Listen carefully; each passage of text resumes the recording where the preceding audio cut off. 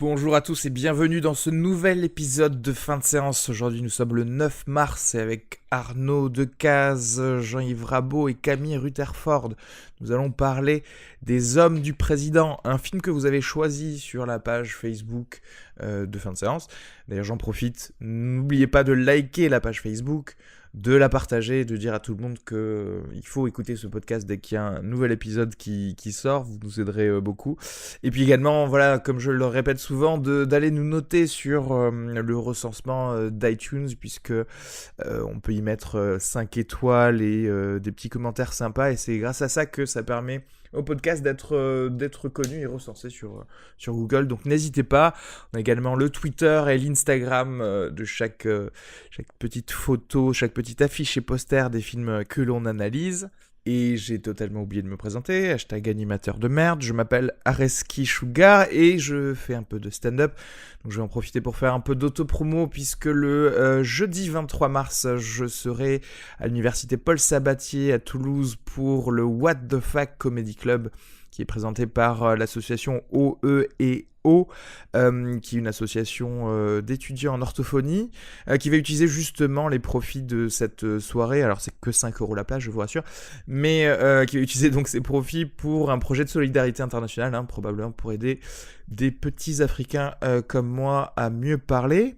Et également, je serai le vendredi 24 mars, donc le lendemain, à 21h, au Centre culturel Henri Desballes pour une soirée exceptionnelle, organisée comme tremplin d'humour dans le cadre des Fous Rires de Toulouse. Donc c'est une sorte de mini-concours, j'imagine, de gens qui veulent faire rire plus que les autres parce que ils veulent gagner un petit peu plus d'estime de soi.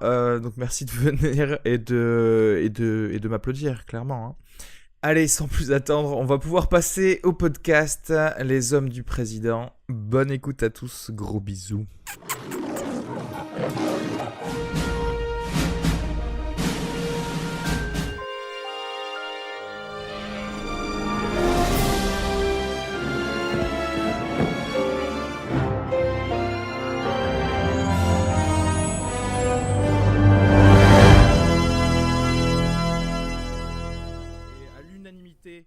Des 4 personnes qui ont voté, qui font tous partie de la famille de Jean-Yves.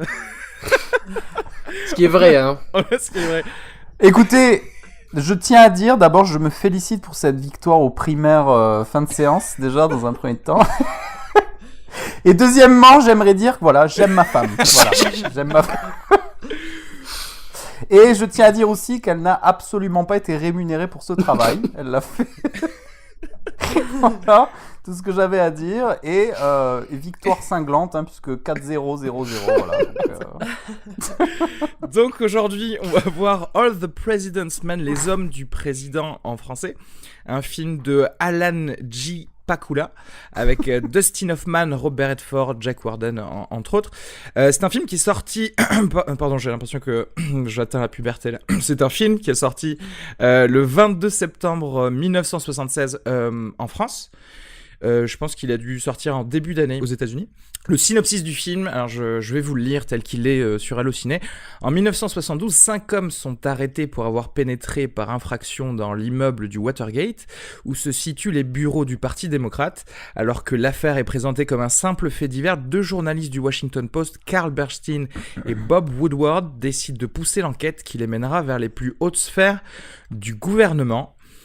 Pour replacer peut-être effectivement l'historique de l'affaire du Watergate dont on connaît le nom mais peut-être pas les tenants, les aboutissants, c'est quand même une enquête qui a permis de pousser le président actif Richard Nixon à la démission puisqu'il a été effectivement impliqué dans cette affaire d'écoute de ses opposants politiques. Donc c'est vrai que ce film tiré d'une histoire vraie, même d'ailleurs tiré du roman des 2 vrais journalistes qui ont donc mené cette enquête, a permis de relater un petit peu tout ça. Alors comme tu disais Arnaud tout à l'heure, c'est vrai que ça ne relate pas toute l'histoire, mais simplement je crois les 5 premiers mois ou les 7 premiers mois. Grosso modo, après l'enquête. Ça relate l'enquête de Woodward et Bernstein, mais en fait, c'est que le début de l'histoire du Watergate, puisque après, suite à cette enquête, il y a eu des procès qui se sont ouverts. Effectivement. Et ça a duré jusqu'en 73 ou 74, non, je crois, même quelque chose comme ça. Enfin, ça a traîné. Ça a traîné un petit peu, effectivement. Ça a traîné un petit peu, et le film fait le choix de pas embrasser complètement cette histoire et de se concentrer sur ça, quoi. Sur les journalistes, effectivement. Un petit clip. Gorge Profonde a dit que la vie de certains était en danger. Oui, Qu'est-ce qu'il a dit d'autre? que tout le monde est mouillé dans l'affaire. Vous avez vu les derniers résultats du sondage d'opinion? La moitié du pays n'a jamais entendu le mot de Watergate. On s'en fout comme d'une guigne. Vous devez être complètement crevé. Bien sûr, c'est normal. Rentrez chez vous. Prenez une douche ou un bain chaud, puis reposez-vous 20 minutes. Une fois d'attaque, rappliquez dardard. On nous fiche des bâtons dans les roues et c'est par votre faute. Il est vrai qu'il n'y a pas grand-chose en jeu, excepté le premier amendement de la Constitution, les droits de l'homme, la liberté de la presse et peut-être même l'avenir des États-Unis. Tout ça n'est pas très important. Et si jamais vous refoutez le bordel, je vous préviens, ça bardera. Au revoir. Donc, qu'est-ce que vous avez pensé des Hommes du Président? Est-ce que déjà, c'est un film que vous aviez déjà vu, justement, avant, récemment ou pas? On va commencer par Camille pour t'obliger à parler. Bonjour à tous, je m'appelle Camille, je suis une pote à Arnaud et je me suis incrustée dans cette conversation de fin de séance. Alors je tiens à dire que je n'avais jamais entendu parler de ce film, merci. Ni de ce podcast. Si, je suis fan. Et je dis pas ça pour faire ma HQ. J'avais jamais entendu parler de ce film ni du réalisateur. Et j'ai adoré le film, surtout parce que Robert Redford est trop beau. C'est vrai qu'il est beau gosse dedans. Ouais.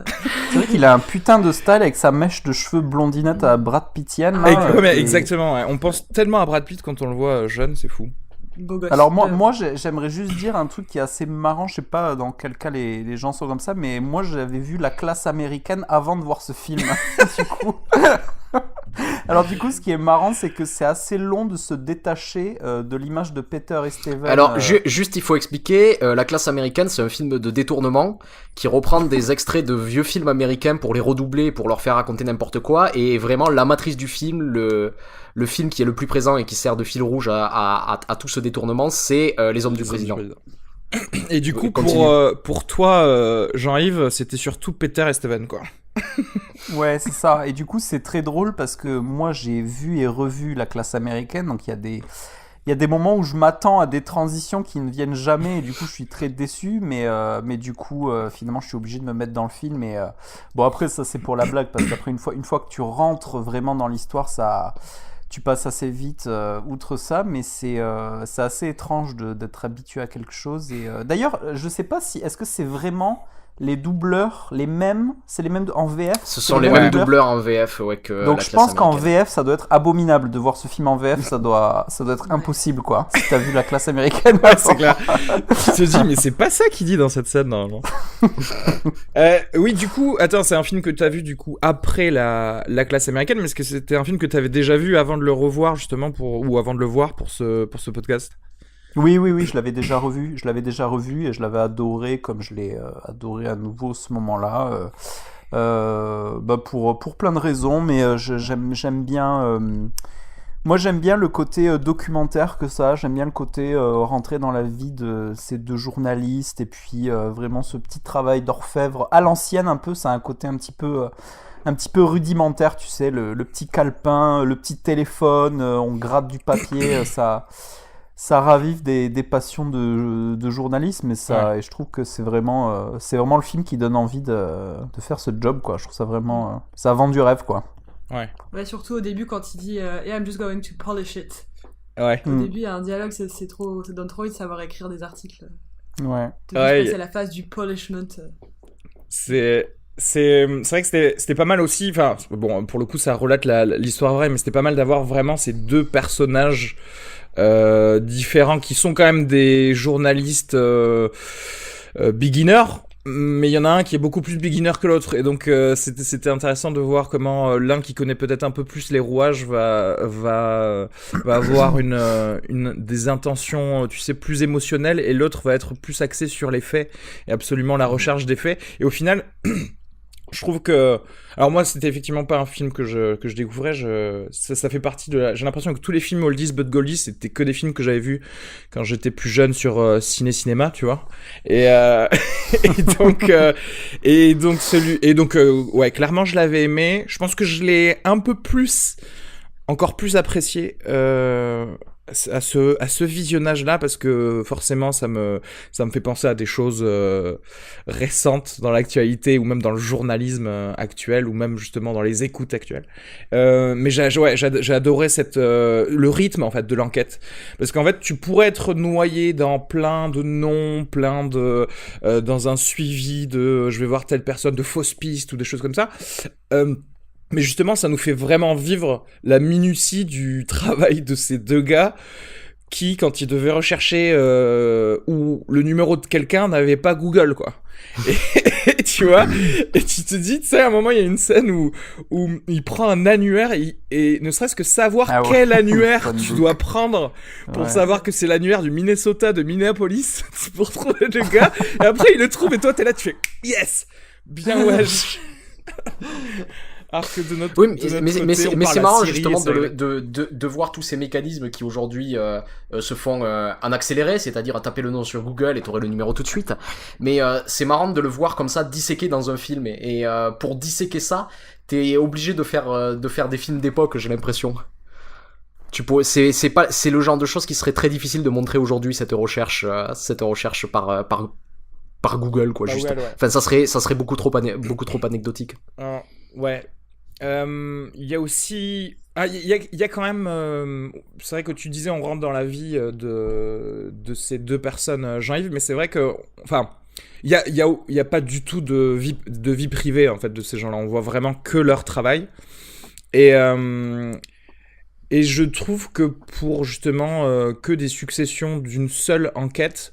et que des successions de dialogues au final, parce qu'en fait il n'y a pas vraiment d'action dans ce film, il n'y a que des dialogues, que des séries de dialogues. Et moi je trouve que le réalisateur gère tellement bien ce qui se passe, parce qu'il y a des scènes où tu sais il y a tout le temps la bifocale là, où tu vois l'arrière-plan et le premier plan qui sont nets, et c'est tellement beau, quoi, parce qu'il y a des scènes où tu sais où tu vois par exemple le fait que Nixon vient juste de gagner les primaires républicaines, et que derrière tu vois Robert Redford à la machine à écrire qui est en train de travailler à le démonter, tu sais, et il y a plein de résonances dans ce discours-là, en fait, tu vois. Quelque part, le réalisateur nous parle même quand il n'y a pas de dialogue, et ça, j'ai trouvé ça très cool. Et aussi, la chose très bien que j'ai adoré dans le film, c'est l'acting. Parce que vraiment, ça sonne tellement naturel. Mais à chaque fois qu'il y a quelqu'un qui coupe la parole de quelqu'un d'autre, je me dis, ah putain, mais il joue trop bien, parce que je vois pas les petits tics hollywoodiens qu'on pourrait voir dans un film récent ou dans autre chose, tu vois, ou dans la recherche de faire un accent à la Snowden, tu vois, comme Gordon Levitt.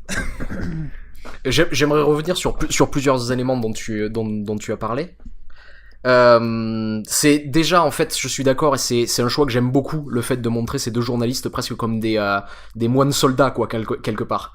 C'est-à-dire que les tout petits éléments qu'on peut avoir de leur vie privée, c'est leurs appartements, où on a vraiment l'impression qu'ils ont pas de famille, quoi, que c'est qui sont uniquement consacrés à la tâche, contrairement à tous les gens, en fait, qu'ils interrogent. Puisque tous les gens qu'ils interrogent, en fait, on rentre dans leur vie par la vie privée, pour ensuite arriver petit à petit à leur travail qui les a amenés à participer à ce scandale du Watergate. C'est-à-dire que il en parle à un moment, par exemple, à un enquêteur du FBI. Je sais plus lequel c'est. Il me semble que c'est Bernstein, mais je suis pas certain. Ouais. Qui parle avec le directeur du FBI et qui lui dit, en fait, le problème de votre enquête, c'est que vous les avez interrogés au boulot. Ouais. Là où leurs supérieurs peuvent effectuer des pressions sur eux pour ne pas qu'ils parlent. Et où il dit, nous ce qu'on a fait, c'est qu'on est allé les voir à la maison, là où ils seront un peu plus à l'aise. Et c'est vrai que ce film, c'est une succession de ça. C'est une succession d'appartements privés dans lequel ils rentrent Et c'est toujours très intéressant aussi de voir la manière dont ils rentrent. C'est-à-dire ils utilisent des techniques presque de VRP, quoi, de vendeur en porte-à-porte. Et il y a une scène assez géniale du film. Je pense que ça doit être la plus longue interrogation de témoin du film, où il rentre dans la maison d'une femme qui travaille pour le CREEP, le Committee to Re-elect the President, qui est donc ce comité en fait qui a une cellule qui a été montée expressément pour essayer de mettre des bâtons dans les roues du Parti démocrate. Et la manière dont il rentre dans cette maison, c'est assez marrant parce que t'apprends que c'est 2 sœurs qui vivent dans cette maison. Et pour entrer dans cette maison, il demande à boire un café. Et à chaque fois, en fait, pour rester, il utilise ce prétexte du café où il finit par en boire des dizaines, où on le voit après complètement à cran juste après la scène parce qu'il a trop de caféine dans le sang. Et la manière dont il établit en fait les relations qui existent entre ces personnages, je trouve ça brillant à la fois dans l'écriture et dans l'acting. C'est-à-dire que c'est la sœur de cette femme qui travaille pour le gouvernement qui laisse rentrer ce journaliste et qui insiste pour qu'il reste. Et donc en fait, en filigrane, on comprend sûrement que sa sœur pouvait plus supporter. Ouais. Veut qu'elle parle en fait. Elle veut qu'elle parle, mais on imagine sans doute qu'elle a eu des heures et des heures de discussion avec sa sœur, qui en pouvait plus de sa vie à cause de ce qu'on lui faisait faire au boulot. Et donc, en fait, sa sœur décide de faire entrer ce journaliste en se disant ça va lui faire du bien. Et c'est toujours comme ça que sont construites ces scènes. Moi, j'adore ce fait que justement, la vie privée, il y en a énormément dans ce film, mais c'est toujours celle des témoins qu'on va interroger. Et je pense que ça participe beaucoup à cet acting formidable où tu dis que ça paraît très très réaliste, mais c'est que j'ai l'impression qu'il y a aucun de ces personnages qui sont clichés en fait. C'est-à-dire, ça va pas être le méchant manipulateur, c'est-à-dire, il y a toujours un mélange de culpabilité, d'autres choses. En fait, c'est assez complexe, quoi, la manière dont tous ces caractères sont forgés, et finalement, les personnages dont on apprend le moins, c'est les 2 journalistes principaux, puisque même leur patron finit par lâcher des histoires de sa jeunesse à certains moments, c'est-à-dire on en sait plus sur leur patron qui est un personnage secondaire que sur eux. Sur la secrétaire qui est l'ex d'un gars. Tout à fait, ouais, la secrétaire qui je me souviens plus son prénom. Je me rappelle plus son prénom, mais qui révèle qu'il y a un politicien qui a écrit la Canuck Letter, qui est une lettre en fait qui a empêché Muskie, un candidat à la primaire démocrate, d'accéder en fait aux élections présidentielles. Et en fait cette lettre qui était soi-disant envoyée de quelqu'un qui aurait assisté, enfin, c'est peut-être pas le moment de parler de ça, je sais pas exactement, mais grosso modo en fait c'est un faux qui a été fait par l'équipe de Nixon pour faire en sorte de décrédibiliser un candidat à l'élection présidentielle. Ouais. Et parce que c'est ça qui est intéressant dans ce film en fait, c'est qu'au départ on part d'un fait divers assez simple.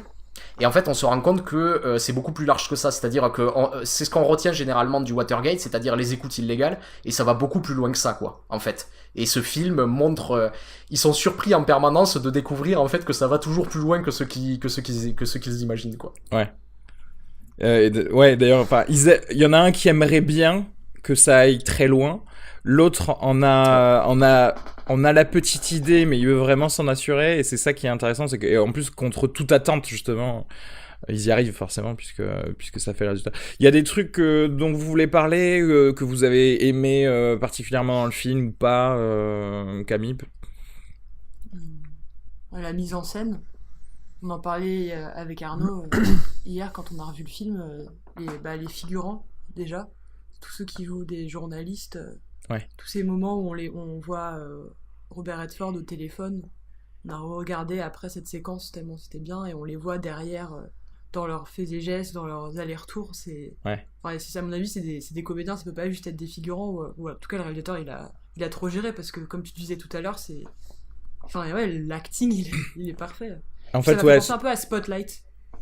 Oui, pour le coup, effectivement, ouais, dans forcément le milieu journalistique. Et alors c'est marrant parce que dans le porte-à-porte. Ça m'avait intéressé de savoir un peu comment ça s'est fait.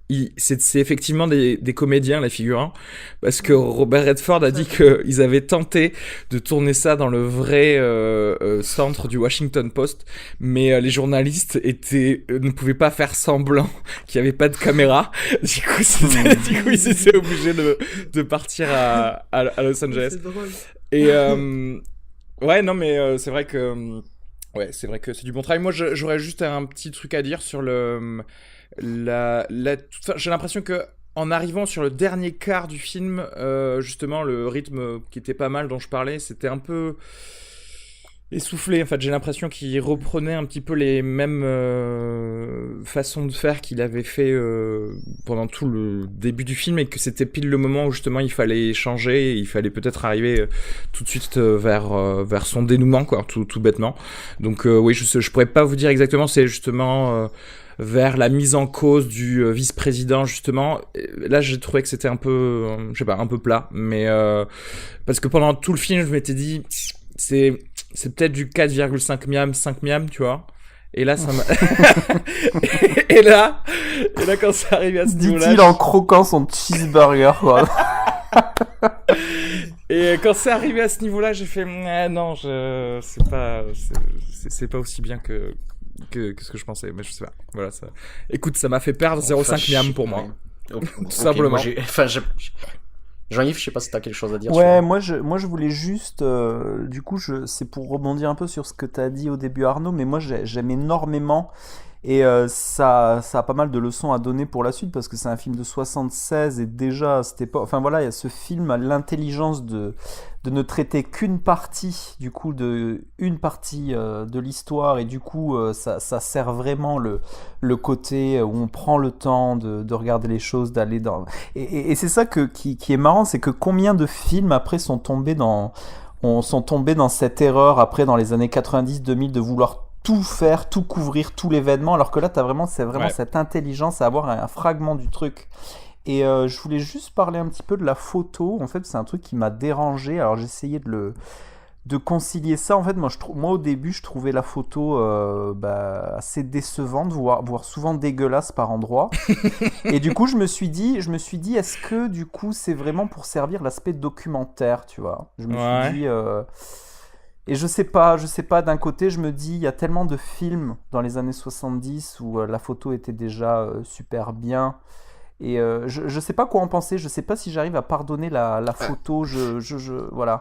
Ça m'a Alors, un peu dérangé. juste au niveau de la photo, donc c'est Gordon Willis qui a fait la photo de ce film, qui est une légende vivante, puisque c'est le directeur photo du Parrain et du Parrain 2 notamment. Eh ben, moi ça, je comprends pas alors du coup, franchement. Et de Manhattan, Annie Hall, enfin il a fait énormément de films très très importants des années 70. Et en fait... Il avait la grippe. Non, mais ce que tu dis moche, moi j'ai l'impression certes, c'est peut-être pas beau, mais c'est cohérent. Enfin, c'est ce que tu dis exactement sur l'aspect documentaire, c'est-à-dire ouais. Ce décor avec la lumière de néon qui est en douche comme ça sur les personnages, c'est pas fait pour être beau, quoi. C'est fait un peu pour... Non, mais ça je comprends, mais moi c'est si tu veux... c'est pour ça qu'il y a un moment où j'ai essayé de le concilier en me disant qu'il y avait forcément... et la raison documentaire m'a fait apprécier la photo, mais quand la première heure je me disais mais c'est bizarre, il y a un truc qui collait pas pour moi sur Mais j'aimerais en profiter pour rebondir, pour parler justement que en fait ce que j'aime dans la mise en scène de ce film, c'est la cohérence de tous ces partis pris techniques. Et on en parlait un petit peu avec Camille hier, notamment. En fait, je pense que clairement c'est parmi les plus beaux décors de cinéma que j'ai vu de ma vie. Et pas dans le sens où ils sont beaux à l'image quand tu les vois, mais en fait c'est de la véritable mise en scène. Et en fait quand tu prends déjà ce bureau où on les voit travailler, où c'est toujours filmé en plan large, et où le travail de chorégraphie des figurants, comme l'a dit Camille, est toujours parfait pour nous immerger un peu dans ce milieu-là. Mais il y a toujours des choix de décors qui sont faits en fait pour renforcer ce qu'on voit à l'image. Et je vais prendre deux petits exemples. Une des premières fois où les deux journalistes sont mis en contact, en fait, ils arrivent pas à se voir parce que leurs bureaux sont masqués par un pilier qui est au centre de la pièce, et ils sont obligés en fait de se pencher pour voir ce que fait l'autre. Et il y a toujours, tu vois, des éléments comme ça qui sont faits, qui sont pas là forcément pour être beaux, mais qui sont là pour faire de la mise en scène en fait, pour pouvoir montrer une situation, pour montrer en fait cette approche, cette petite chorégraphie qui est entre les deux, comment ils se tournent autour avant de finir par travailler sur le même sujet. Et c'est la même chose dans tous les appartements, c'est-à-dire quand ils rentrent dans l'appartement de cette femme qui a des réticences à parler, cette femme dont j'ai évoqué l'histoire il y a 3 minutes là. elle parle d'une autre pièce. Tu vois ce que je veux dire? Elle parle, il y a le journaliste qui rentre dans le salon et elle reste dans la cuisine, sur le pas de la porte, et il y a même une rambarde d'escalier qui les sépare tous les deux. Et cette manière de l'éloigner, où on va la voir petit à petit avancer, à chaque fois dépasser un élément du décor pour se rapprocher. Et il y a quelque chose en fait, de très très malin dans la manière dont c'est organisé, et je crois qu'on peut dire la même chose du son. C'est-à-dire que le son cherche pas à avoir le son le plus clair, le son le plus beau en permanence. C'est-à-dire que si on est dehors et qu'il y a du vent, on entend le vent. Ouais. Alors que c'est pas quelque chose qui se fait beaucoup. Tu vois ce que je veux dire? Oui, d'ailleurs, ça m'a marqué surtout, tu sais, dans une scène où à un moment il y a Dustin Hoffman, Steven, qui interview, qui est charrette, faut le dire. Qui est charrette totalement, et qui interview / drague une assistante de la Maison Blanche, et en fait il y a un avion qui passe en plein milieu de la scène, tu sais, et t'es là, t'entends pas très bien, et du coup tu fais... Oui, c'est vrai que ça rajoute au réalisme, parce que tu dis, oui, dans la vraie vie, il y a des choses qu'on n'entend pas très bien. Et c'est vrai qu'il y a tout le temps ces espèces de répétitions, tu sais. À chaque fois qu'ils sont au téléphone, ils disent, c'est bien du creep dont vous parlez, c'est ça, c'est du comité pour, tu vois. Et parce que, pour moi, ça rentre toujours dans la minutie d'avoir absolument les faits qui sont confirmés, tu sais, par tout le monde. Et surtout de montrer ce filtre. Je veux juste prendre un autre exemple, mais la première fois que Robert Redford entend parler de cette affaire, il est au tribunal, il assiste en fait à l'audition des 5 hommes, et en fait ces 5 hommes on ne les verra que de dos parce qu'on est du point de vue de Robert Redford, et en fait leur voix est détimbrée parce qu'ils sont dos au micro. Et on entend de loin en fait un type qui hésite et qui le dit à basse voix et qui dit j'ai travaillé pour la Central Intelligence Agency. Et le juge lui fait répéter pardon, Central Intelligence Agency, pardon, the CIA. Toujours et là des répétitions. Et là tu vois Robert Redford qui écoute ça et qui dit holy shit, sainte merde. Ou alors le mec du son il était malentendant en fait depuis le début, et en fait tout le monde devait se répéter. Mais juste j'ai une question à te poser, Jean-Yves, parce qu'en fait genre tu dis que c'est moche la cinématographie. Non mais en fait non, voilà ma question, c'est qu'est-ce que t'aurais aimé voir en prenant un exemple d'un autre film comme cinématographie sur ce film, tu vois? Tu vois ce que je veux dire ou pas? Quel film qui serait un peu documentaire qui est plus beau en fait en termes d'image, ou en tout cas qui servirait tout aussi bien le propos du film tout en étant beau? Spotlight par exemple. Ouais, je sais pas qui fait, parce que moi je pensais tout de suite à Paul Greengrass, tu vois. Non mais attends, là t'es en train d'essayer de me corner. Je me suis déjà fait buttfucker par Arnaud qui m'a clairement dit que c'était une légende de la photo. Donc là, non mais attends. Non mais attends, moi pas du tout, attends, parce que ça moi va pas se passer que comme ce ça. soit Vous allez pas je peux pas me faire gangbanger parce que. moi par contre, mais moi je suis un peu, moi pour le coup je suis un peu de ton côté, c'est-à-dire que légende de la photo ou pas, je veux dire, tu peux avoir une mauvaise année, tu vois ce que je veux dire. Donc et c'est vrai que je la trouve pas. En fait, clairement, je sais pas ce que tu dis, Aristide, cette histoire de double focale. Oui. Ça fait partie du travail de photographie aussi. C'est vrai. Oui, mais après ça, tu vois, j'imagine bien que c'est une grosse discussion qu'il y a avec le réal aussi à la base, de dire on va le faire pendant notre film. Tu vois, c'est pas genre. Bien sûr. C'est pas non plus l'image pendant tout le film. Du coup, la focale, c'est vachement intéressant parce que ça, c'est un truc que j'ai adoré, et du coup, j'adore le plan. Je sais pas si c'est exactement le plan final, mais un des derniers plans où ce que tu disais, tu vois au premier plan la télé avec Nixon, et puis derrière et le premier journaliste, voilà. Et je trouve que c'est dommage parce qu'on avait déjà eu cette discussion avec Arnaud, mais c'est marrant. Donc quand on a banalisé les faibles, les profondeurs de champ, où en fait on a banalisé ce flou en permanence d'arrière-plan que tu vois partout maintenant. Ouais. Et je trouve qu'il y a de moins en moins de personnes qui valorisent cette capacité qu'un objectif peut avoir à capter le plus de choses possible jusqu'au bout d'un champ, tu vois. Enfin voilà, il y a Scorsese qui fait un peu ces clins d'œil là, il me semble que c'était dans Departed, non? Mais j'ai l'impression en fait, et paradoxalement, que justement ce truc de flou d'arrière-plan qui a à la base un problème optique, quoi. J'ai l'impression que ça s'est inversé en fait, et que ça c'est devenu le standard, tu vois, et parce que il y a de moins en moins de gens, parce que ça fait cinéma, c'est marrant, quoi. Donc tout le monde préfère avoir le bokeh derrière c'est ça, le bokeh c'est devenu la base en fait, je comprends pas pourquoi en fait. Oui, alors qu'en fait et que là on voit un véritable, c'est-à-dire ils se sont fait chier pour faire en sorte qu'on voit tout. Mais pour oui. faire en sorte que même quand il y a un gros plan, c'est quand même un plan large. Enfin, c'est ça. un truc de mise en scène super intéressant, je trouve. Ouais. Mais ouais, c'est ça. Et du coup, juste pour revenir sur la lumière 2 secondes, moi je trouve enfin, je trouve que les scènes où il y a Robert Redford qui est dans les parkings, tu vois, Avec ben là je trouve clairement que la photo ça va pas, quoi, parce que je trouve ça trop. Je sais pas, ça fait limite vieille caméra de surveillance, on voit rien, quoi. Enfin, moi je trouve qu'on voit rien, ça me dérange.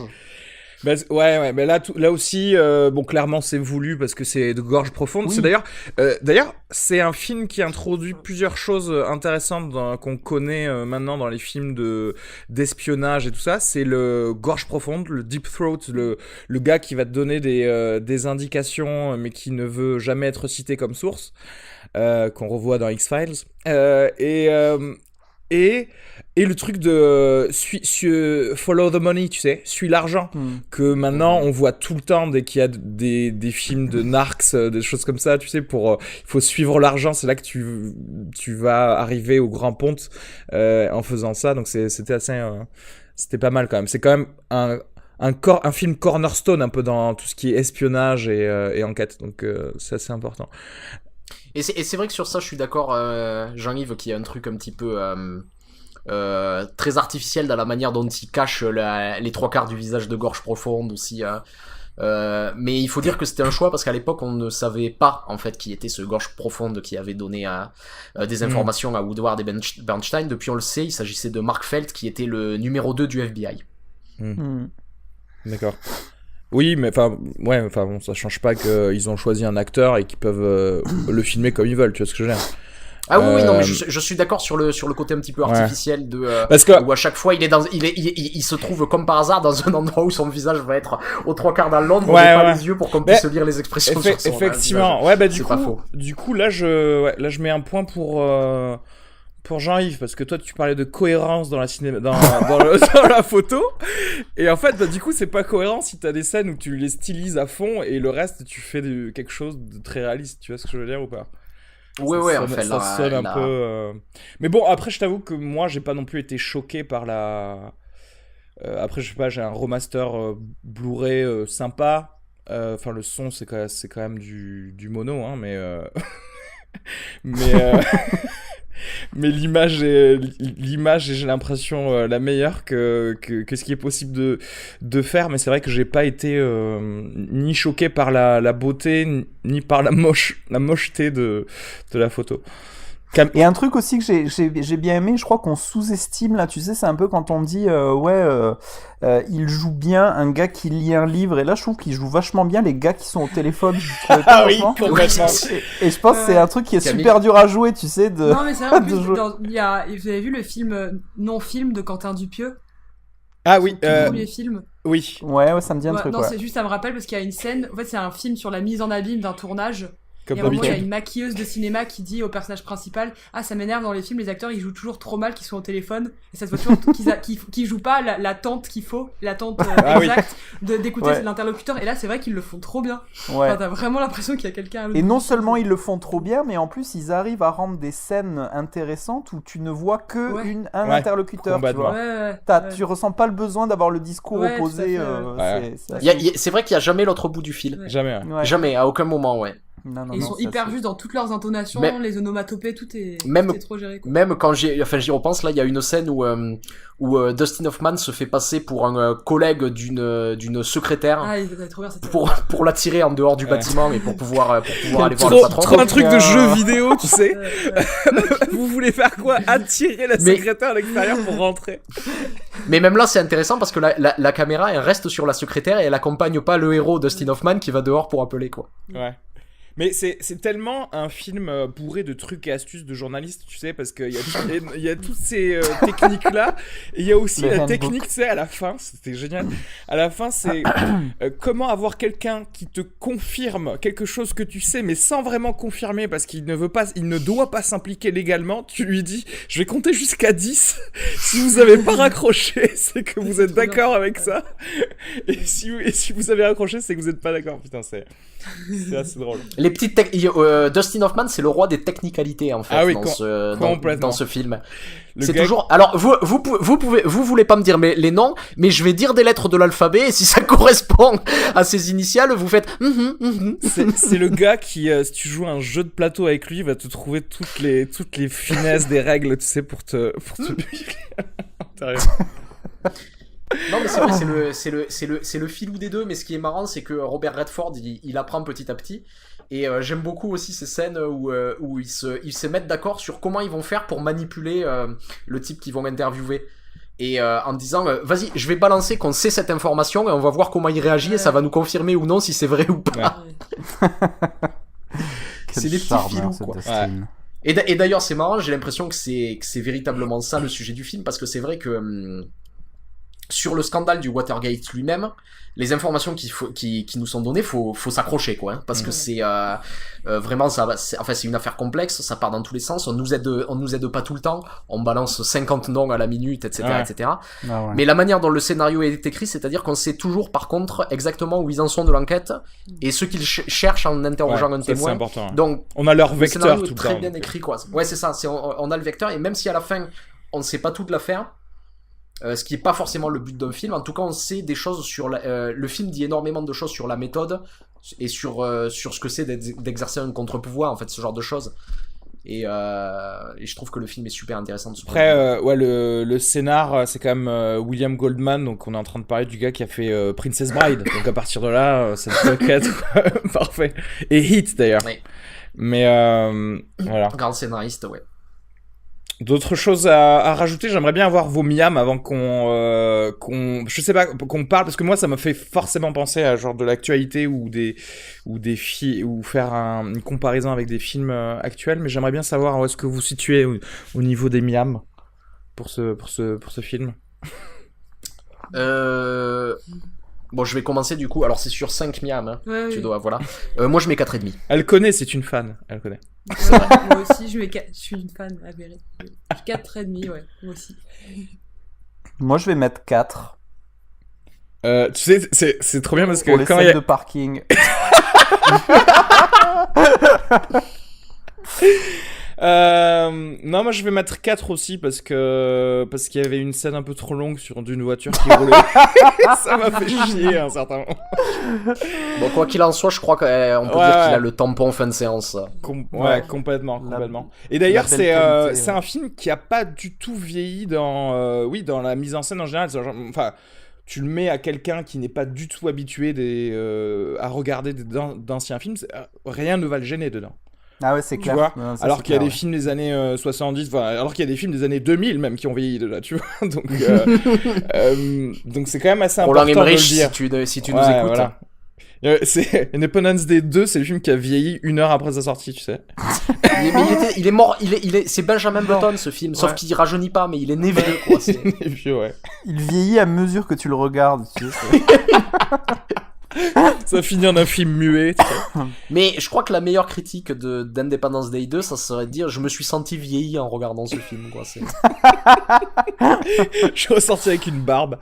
Mais ouais, non, ce film il est nickel et forcément on pense tout de suite à du Snowden en fait. Mais en fait, en réalisant que Snowden c'est Gorge profonde, mais ça a changé, c'est-à-dire que maintenant, les journalistes, j'ai l'impression, sont tellement verrouillés que c'est pas eux qui amorcent l'investigation. Tu vois ce que je veux dire ? Hashtag whistleblower, quoi. Exactement. Il y a le...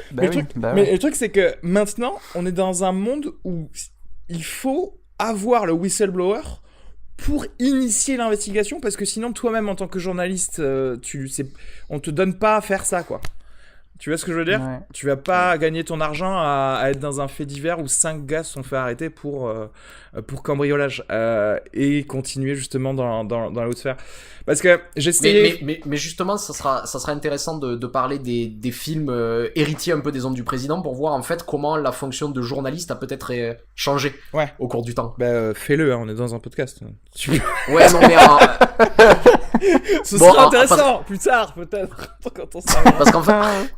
En fait, bon, Pakula, de toute façon, il a des héritiers clairs. Bon, tu parlais de Spotlight de Tom McCarthy, qui est clairement un quasi-remake des Hommes du Président, bon, sur une autre histoire, mais c'est le même principe. Ça mais, parle de gens qui se font violer, quoi. C'est pareil pour le Watergate. Ouais. Des enfants, Et ensuite, il y en a un autre auquel je pense, c'est David Simon, quoi.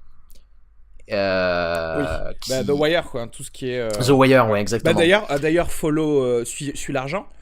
C'était dans The Wire aussi, qui lui dit si tu suis la drogue, je crois que j'ai lu, c'était peut-être sur Wikipédia que j'ai lu ça.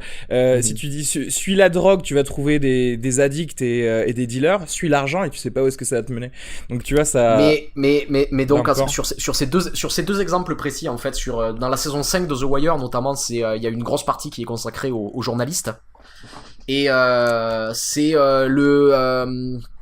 Bon, je me rappelle plus le nom du journal, mais c'est le Baltimore Sun, non, je crois, quelque chose comme ça. Ouais. Enfin bref, ce journal vient d'être racheté par un grand groupe qui veut se servir de ce journal comme d'une manière de faire des bénéfices, quoi. Et il montre que petit à petit, en fait, on vire des gens et on fait en sorte que les enquêtes qui trinquent le plus, c'est un peu les enquêtes que Woodward et Bernstein faisaient. Parce que c'est vrai que ce genre d'enquête, c'est des enquêtes un peu à perte, parce que tu mets des journalistes à temps complet sur des affaires, ils vont pas te sortir des articles tout le temps, il faut vraiment qu'ils suivent la chose. Et sur Spotlight, c'est un petit peu la même chose, c'est-à-dire qu'il y a deux choses assez intéressantes sur Spotlight, c'est que déjà, on montre cette cellule à l'intérieur d'un journal Spotlight un peu comme une exception qui est absolument nécessaire pour révéler des affaires aussi importantes que ces affaires de prêtres pédophiles à Boston dans Spotlight. Et ce que je trouve intéressant dans Spotlight aussi, c'est quand il parle du statut du journaliste. Je vais spoiler le film, donc je suis absolument désolé. Tu vas spoiler la vie, en fait, c'est ça? Mais en fait, grosso modo, le sujet du film, c'est d'expliquer que si ces histoires de pédophilie dans l'église sont possibles, c'est parce qu'il y a tout un tas d'institutions en fait qui ferment les yeux sur ça, que ce soit le catholicisme, mais ça va aussi dans la police, et donc il le montre, ça va dans la mairie, et ça va aussi dans le journal, puisque en fait on apprend à un moment donné que le journal dans lequel il travaille avait fait un article il y a quelques années, et avait pas suivi l'enquête, en se disant que c'était pas grand chose et que c'était isolé. Et à la fin du film, on apprend que le journaliste qui avait fait cette enquête, c'est Michael Keaton, donc le journaliste qui tient un peu cette cellule du Spotlight pour enquêter sur cette affaire. Et à ce moment-là, en fait, où il révèle que sans le savoir, en fait, il a pris part à cette corruption-là. Et c'est intéressant de voir ça parce que c'est pas du tout le cas dans les Hommes du Président. Dans les Hommes du Président, la presse c'est vraiment le quatrième pouvoir qui est indépendant totalement et qui est là pour chercher les choses. Et c'est intéressant de voir en fait la manière dont le métier de journaliste a évolué et la manière dont le métier est vu aujourd'hui. C'est-à-dire qu'aujourd'hui c'est peut-être plus autant ce quatrième pouvoir tel qu'il l'était à l'époque des Hommes du Président, quoi. Plus aussi indépendant, ouais. C'est pour ça que en fait, oui. Surtout dans la mesure où tout le monde est en mode populiste et maintenant les médias c'est les méchants, tu sais. Ouais, parce que Ouais. les médias font aussi partie du jeu commercial, du clickbait, etc. Et donc, forcément, en fait, c'est pour ça, c'est genre le whistleblower, maintenant, il doit rapporter quasiment tout enfin, c'est Snowden, quoi. Il doit rapporter tout son truc, tout son bagage. Tout clé en main. Regardez, quoi. Tous les faits sont là. Mais donc, croyez-moi, même aux journalistes. C'est ce que se plaisait à répéter Julian Assange très souvent, c'est-à-dire que quand il disait WikiLeaks, il a dit on est obligé de révéler ce genre d'affaires parce que les journalistes font plus leur boulot en fait. Ouais, tout à fait, absolument. Ouais, c'est ça. On va finir. Mais c'est intéressant que tu parles de Spotlight et bon, moi j'ai beaucoup pensé à ce film et du coup, là où c'est quand même assez convenient et pratique sur le timing, c'est que t'as quand même encore un petit côté les vieux pots, tu vois, dans Spotlight parce qu'il y a encore les calepins, tu vois. Mais tu vois, c'est aussi possible parce que ce scandale éclate au tout début des années 2000 et on n'est pas encore dans l'hyper-connectivité et l'hyper-boom d'Internet, tu vois. Oui. Donc, c'est le dernier moment du calepin, comme tu dis. C'était le dernier moment, c'était now or never, tu vois. Et du coup, ça aurait été intéressant de voir comment ça se serait passé si on avait été plus dans les années 2010, tu vois. Comment ils auraient abordé ce travail journalistique. Mais après, je suis d'accord que je pense que l'outil doit énormément changer le travail en lui-même. Mais je pense que ce qui a changé aussi énormément le travail, c'est qui possède les médias, quoi. Ouais. Bah oui. Qui a plutôt changé autour des années 80 et 90, quoi. Ouais. J'ai pensé aussi au film avec Julia Roberts. Rien à voir, mais c'est... L'affaire My Pélican. name is Anne. C'est des avocats, mais... Ah, Erin Brockovich Non, oui. quoi Erin Brockovich, ouais. Non, mais juste pareil, parce elle est tout le temps avec son petit calepin et son crayon papier dans ce film. Ouais. Et elle va chez des gens... Faire du porte-à-porte. Ouais. Ouais, voilà. C'est en gros... Je sais pas, ça me fait Non, mais c'est vrai qu'elle est avocate, mais je Ouais, pense que c'est elle aussi veut un bien, héritier des mais hommes du président, oui. ce film. C'est la même Ouais. sorte d'enquête, quoi, clairement. Ouais. Avec les témoins qu'on doit aller chercher. Ouais. Ouais. Ouais, c'est... Mais du coup, ce qui est marrant, c'est que est-ce qu'on a su au fond quels étaient les intérêts pour Gorge Profonde à donner tant d'infos comme ça? Est-ce qu'il avait son épingle à tirer du jeu par rapport à... Je pense pas, parce que vu qu'on Tu l'a veux dire en su termes que carriéristes très... Bah, Est-ce qu'il y avait un peu de ça ou pas? Ou c'était purement pour foutre la merde? je pense pas, parce que je pense que c'est vraiment quelqu'un qui sincèrement était dégoûté de la non-intégrité du FBI, quoi. De son... Tu crois? Ouais, de sa propre... Parce que en fait, sinon ils les auraient vachement plus aidés. Enfin, comment dirais-je? Sinon ils les auraient pas aidés, déjà. Tu vois ce que je veux dire? Ou alors ils les auraient beaucoup plus aidés dès le début, si c'était un truc carriériste vraiment pour évincer par exemple le directeur pour être nommé à la place du directeur ou quelque chose comme ça, tu vois. Alors que là c'était un peu justement distillé au compte-gouttes son aide des deux journalistes. Parce que ce qui est marrant, c'est que moi j'ai essayé de voir des exemples et je me rends compte que dans les exemples auxquels je pense, il y a toujours une volonté à avoir un truc carriériste et à tirer son épingle du jeu, tu vois. Je pense à tout de suite parce que je suis très en retard, mais tu vois, par exemple, dans House of Cards, Ouais. si Frank Underwood il couche avec la journaliste, c'est pas pour que lui donner des infos, mais c'est pour que les infos éclaboussent ses concurrents, tu Oui, vois. bien sûr. Et de la même façon que le dernier gros scandale qu'il y a eu, c'était l'affaire des Panama Papers, qui est un truc pareil de whistleblower, puisque c'est un gars d'un cabinet, je sais plus, c'était un cabinet bon bref, je sais plus, mais c'est un dossier qui a été donné, tu vois, aux journalistes, Ouais. encore une fois. Mais ça veut dire qu'il y a toujours un moment donné où ces gens qui font les whistleblowers, alors je vois que Snowden en exception, Bah ouais, c'est ça. mais il y a souvent ce truc il y a un moment donné, on n'a pas accepté un compromis, ok, je balance ça, il y a un leak à la presse, quoi, tu vois. Ouais, attends, il y a aussi l'autre whistleblower là, comment il s'appelle, celui qui a changé de sexe, tu vois. Et... Chelsea Manning. Ouais, Chelsea Manning, tu vois. Il y a aussi des gens qui sont dans une structure qui juste disent, mais en fait, ce qu'on fait, c'est moisi, quoi. Et qui vont, du coup, plus se prendre sur la gueule, puisqu'elle est en prison maintenant, qu'autre chose. Donc, bon, après, dans tous les cas, je vais te dire que ce soit qu'il y ait une volonté quelconque derrière, ça change pas que c'est la vérité. Et que sans lui, bah, ça se serait pas su, en fait, tout bêtement. Ce serait étouffé encore par le système. Donc, c'est assez important de toute façon.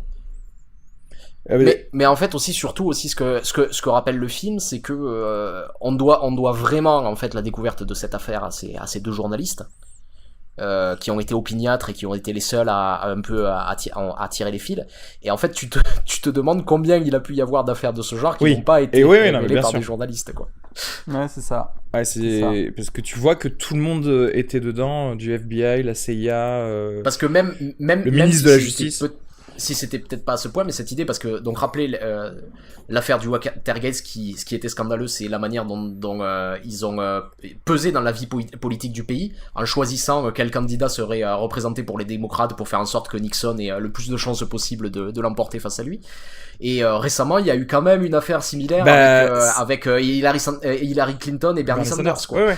Et justement, je voulais en parler parce qu'en fait, du coup, on sait que il y a eu un hack des Russes sur les mails. Mais en fait, c'est ça. J'essayais en fait de transposer exactement l'histoire des hommes du président à maintenant, technologiquement, en fait. Et tu te rends compte que ça se transpose assez bien, hein, parce que l'herméticité des documents qu'on a plus ou qu'on a détruits, tu vois, dans les hommes du président, mais en fait, ça va aller dans des hacks informatiques dans le monde de maintenant, puisque voilà, des hackers russes ont réussi à avoir des emails du parti démocrate qui prouvaient qu'effectivement, déjà à la base, il y avait des magouilles dans le parti démocrate pour que ce soit Hillary Clinton qui gagne et pas Bernie Sanders. Mais du coup, il y a eu un choix, là encore, pour le coup, par contre, et comme tu disais, Jean-Yves, à mon avis, un choix conscient et intéressé de distiller ces informations au compte-gouttes petit à petit pendant la campagne pour avantager Trump, parce que du coup, petit à petit, on disait « Ah, mais regardez, Hillary Clinton, elle a bidouillé les primaires. Ah, mais en plus, elle a pas protégé ses mails, etc. » Tu vois, et en gros... En fait, c'est le Watergate qui a réussi, quoi. C'est-à-dire que l'écoute des mails a permis de choisir le futur président. Oui, enfin, aussi rappeler, le Watergate a réussi aussi, puisque, voilà, c'est juste qu'ils se sont fait choper à la fin, quoi. Sauf et que que ça dans a le sens où mal ça a terminé, réussi, c'est que dans le monde de maintenant, on le sait, mais tout le monde s'en bat les couilles, en fait. Tu vois, il y a zéro journaliste qui... Et justement, j'aimerais revenir pour un peu plus parler de cette fameuse Canuck Letter qui a gêné. En fait, ce qui se passait, c'est qu'il y a un journal qui a reçu une lettre de quelqu'un qui dit avoir été témoin de Muskie, qui aurait traité les Québécois de manière très hautaine, en les traitant de Canuck, qui est une insulte pour traiter les Québécois. Et en fait, cette information, elle a été révélée, je crois, 2 ou 3 jours avant la primaire dans le New Hampshire, où il y a une très très forte minorité de Québécois qui, justement, n'ont pas voté pour lui, parce qu'il y a cette affaire qui a été révélée. Et donc, en fait, on s'est rendu compte que cette lettre était un faux et qui avait été créée par un suppôt de Nixon qu'on voit dans le film.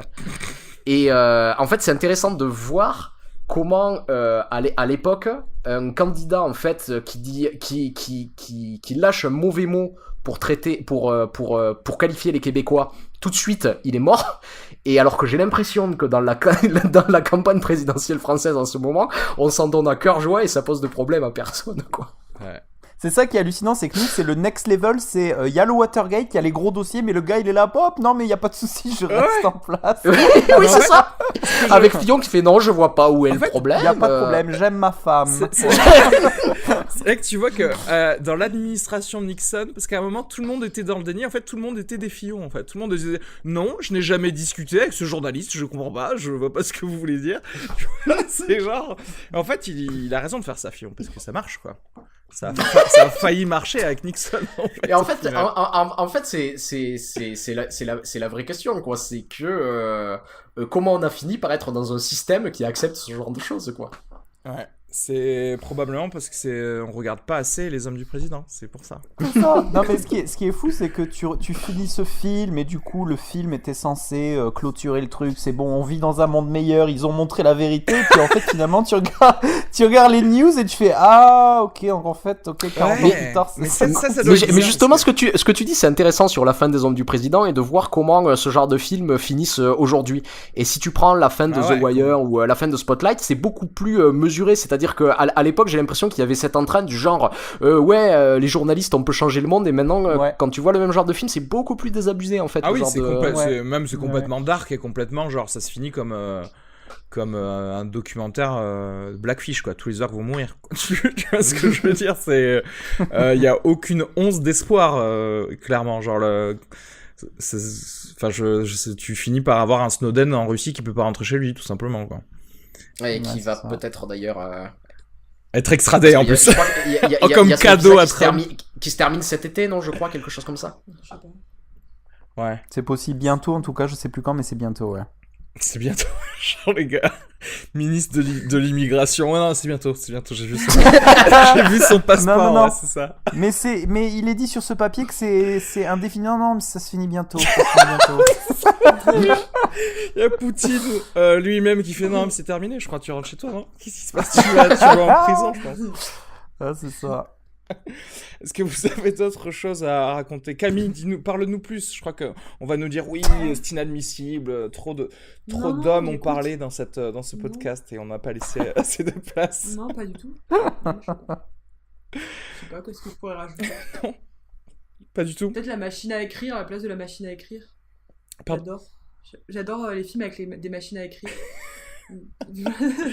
Voilà, ça m'a fait penser à tous mes films préférés avec des machines à écrire, à Adaptation et c'est vrai qu'il y a Je sais pas, je trouve que c'est trop bien filmé en plus, ce truc de la Et machine à puis écrire. le son, le bruit tempo des avec doigts, le clac, clac, clac, clac, clac ouais, de c'est la trop machine bien. à écrire, c'est Puis vachement les cool. phrases qu'on lit là, je trouve ça hyper bien. Non, et puis ça, il y a ce truc des vieux pots encore où ça, c'est l'espèce d'ode au vieux papier, à la presse écrite, quoi. Ouais, Tu vois, c'était ouais, vraiment, ça ouais. claquait le papier, quoi. Ouais. C'était pas aussi dématérialisé et insignifiant que ça peut l'être maintenant, quoi. Ouais. Ouais, et c'est vrai que ça fait partie à l'ambiance, à l'ambiance effervescente un peu de cette salle de presse où ils sont toujours pressés, Ouais. tu sais, de rendre leurs épreuves avant, oui, avant parce la sortie de l'édition. Tu réalises que maintenant l'informatique ne te permet pas du tout de faire un film pareil. C'est-à-dire que tu ne peux pas avoir quelqu'un qui va se déplacer, qui va, tu sais, qui va avoir 1000 reçus à regarder. Maintenant, on a des PDF. Tu vois ce que je veux dire? C'est-à-dire qu'en fait, si t'as la même scène dans la salle des journalistes, tu vas juste avoir des gens qui sont assis. Et y a rien de moins cinématographique qu'un mec devant un écran avec sa souris qui bouge, tu sais. Mais il y a un truc marrant, tu vois, sur ce que tu dis, c'est-à-dire que il y a quelques années, il y a un film français qui était sorti, je sais pas si vous l'aviez vu, ça s'appelait Les Chants de Mandrin de Rabat Merzaimesh. Ah non, je l'ai pas. Je vois ce que c'est. Pas du tout. Et non, mais tu vas voir, parce que en fait, c'est un Tu film vas qui se voir. passe au Moyen-Âge, mais j'ai l'impression que c'est un film qui parle d'internet en fait. Ouais. C'est-à-dire que on suit des contrebandiers qui traversent des frontières pour vendre leurs produits de contrebande, et en même temps qu'ils font ça, en fait, ils ramènent des écrits philosophiques notamment et ce genre de choses, et en fait ils montrent en fait la manière dont ils essaient de propager ces idées, où ils vont littéralement sur les forums des villes pour à la fois vendre leurs produits, mais sous le manteau un peu donner les livres, tu vois, qui sont interdits. Ouais. On voit la manière dont pour reproduire ces livres, ça peut prendre des semaines, où ils vont devoir trouver un imprimeur qui va accepter de le faire, et où on voit ce travail de l'imprimeur où page à page, tu vois, il doit imprimer ces choses-là à la main, tu sais, comme ça, avec la presse manuelle, pour ensuite les redonner à ces contrebandiers qui vont les diffuser un petit peu partout. Et c'était marrant de voir sur la chaîne de l'information, finalement, pour la montrer, t'es obligé de retourner en arrière. C'est-à-dire, comment tu montres cette chaîne d'information si t'es vraiment dans l'internet d'aujourd'hui? C'est les mêmes choses qui se passent, mais en fait, la vitesse à laquelle ça se passe, c'est tellement rapide que tu peux plus le filmer, quoi. Ouais. Ouais, et puis surtout, il y a pas de... Enfin, plus tu as de gens qui sont impliqués dedans, plus tu vas avoir des rétrocontrôles. Tu vois, quelqu'un qui va dire non mais là ce que t'as écrit c'est de la merde, et on en revient à ce que tu disais Camille tout à l'heure sur le polishing ce que tu viens d'écrire, tu vois, c'est pas clair, ou alors un fait n'est pas présent, etc. Alors que maintenant je mets oui les juifs sont responsables du 11 septembre, je mets entrée, c'est donné à tout le monde, tu vois, et hashtag Breitbart. Hashtag Breitbart, et genre et voilà, et du coup c'est effectivement la facilité de la fake news qui aussi vient avec cette beauté de la technologie. Attention, on est en train de skyper, c'est quand même grâce à ça aussi. C'est vrai qu'aussi il se pose souvent la question de est-ce que ce qu'on imprime est juste ou pas. C'est une des questions qui revient dans toutes les scènes quasiment, quoi. Ouais, ils ont un vrai rédac chef aussi. Je passe du Coca Light, mais David Fincher, il me semble qu'il filme bien l'informatique dans son adaptation de Millennium, non? Ouais, tout à fait. En fait, c'est, je pense, le meilleur réalisateur à avoir compris ça. Ouais. Je pense que c'est un travail qu'il entreprend depuis Zodiac, et j'ai l'impression qu'il parle que de ça dans tous ses films maintenant. Ouais. Et il le fait très très bien, ouais, t'as raison. C'est vrai que, mais bon, enfin, là, ils ont fait littéralement un film sur ça c'est un film sur Google, sur la recherche Google. Dans The Girl with the Dragon Tattoo, autant c'est très bien filmé, mais au max, t'as 15 minutes de ça, tu vois.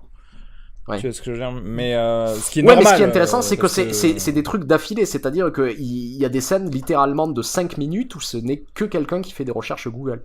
C'est assez brillant, quoi, la manière dont c'est fait. Et c'est brillamment filmé, c'est clair, en plus. Oui, on s'emmerde pas du tout, on est carrément derrière les persos pour vouloir cette putain d'information, pour vouloir avoir quelqu'un au bout du téléphone. Mais d'ailleurs en plus, parce que tu sais qu'il réalise aussi le pilote de House of Cards, et il me semble que c'est lui qui avait lancé la mode aussi des SMS qui s'affichent sur l'écran. Hein. Exact. Il me semble que c'est lui qui avait lancé cette mode-là. Tout à fait, ouais.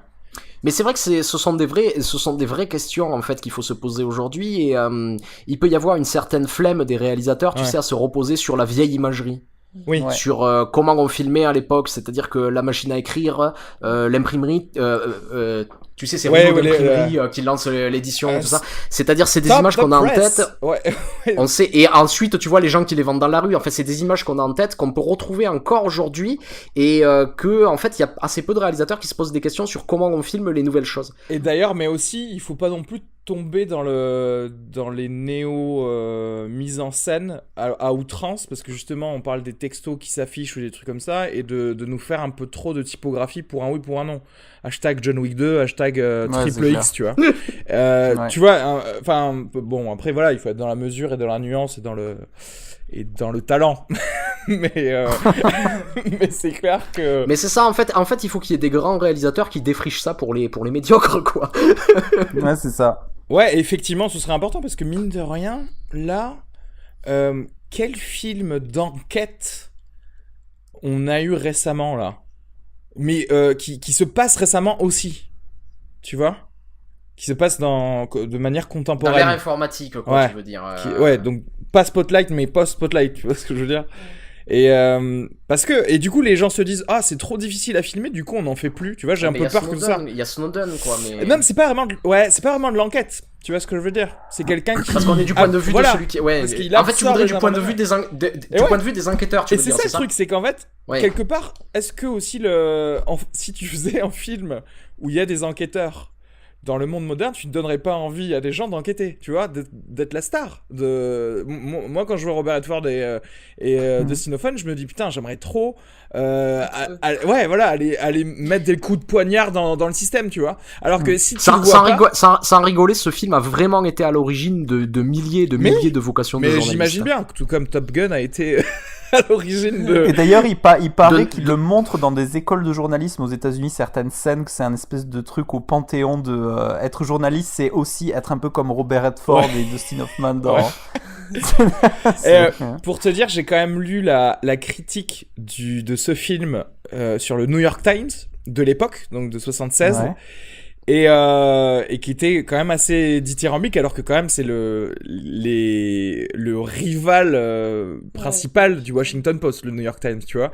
Mais le mec disait à quel point justement ils avaient trop nail la vie journalistique dans une salle d'un newspaper américain. Donc c'est quand même ouais, du coup ça m'étonne pas qu'ils le montrent à des jeunes journalistes, parce que si c'est aussi bien décrit que ça, quoi.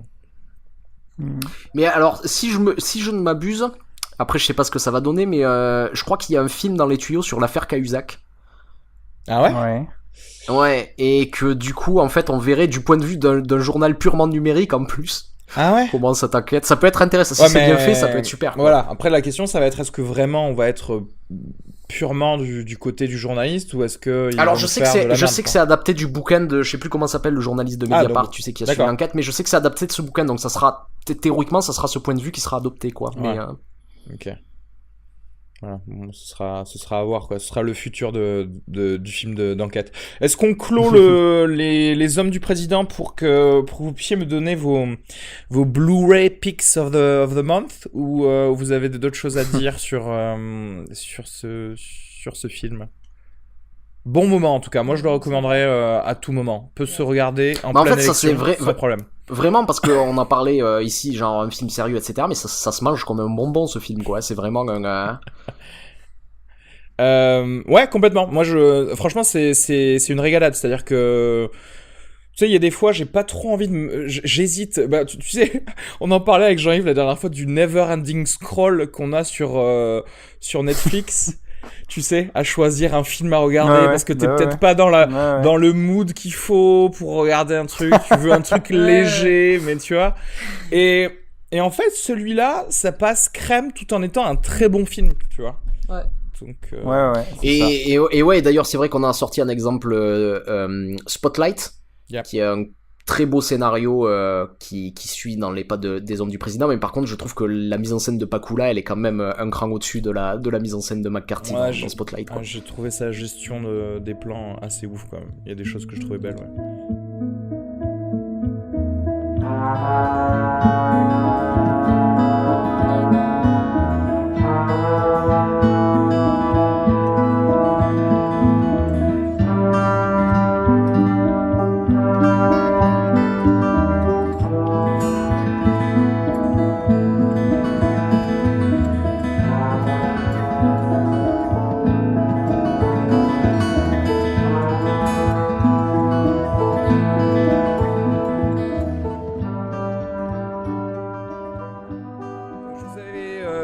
regarder viteuf les sorties février-mars.